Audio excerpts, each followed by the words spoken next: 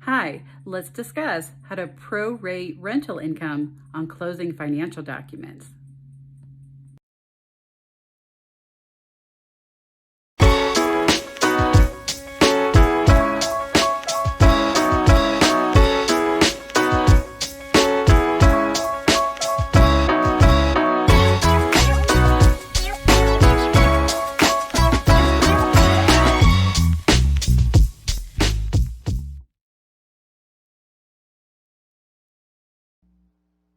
Prorated expenses on closing documents. A closing disclosure presents the buyer and seller with a financial summary of the deal. Items are credited and debited to each party according to who is liable for the charge or who is benefiting.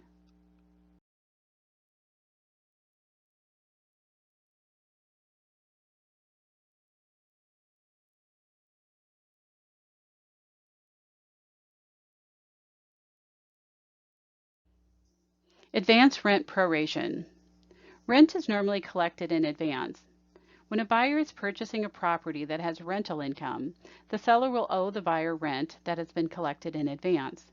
The amount owed to the buyer will be equal to the daily rental rate starting from the day of closing and going through the end of the month.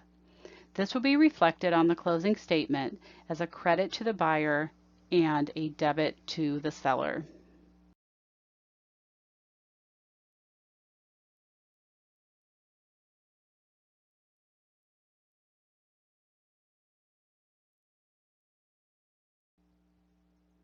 Advance rent formula.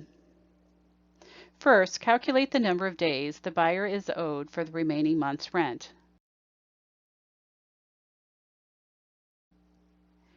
Then take the rental amount and divide by the number of days in the month to calculate the daily rental rate. Remember to use actual days unless directed to use the statutory method. You then multiply the daily rental rate by the number of buyer days owed. Your answer will be entered as a debit to the seller and a credit to the buyer.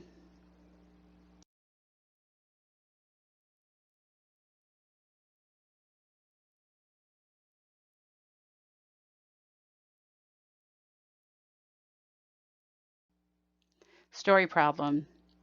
A condo with rental income of $1,500 is scheduled for closing on April 15th.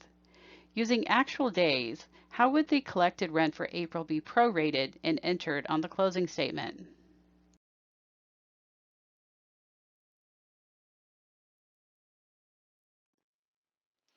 Rental proration solution. First, recognize that from the 15th of April to the 30th of April is 16 days, of which rent will be due to the buyer from the seller. The total rent paid by the renter to the seller was $1,500. Divided by 30 days equals $50 per day of rental allotment. $50 times 16 days due equals $800.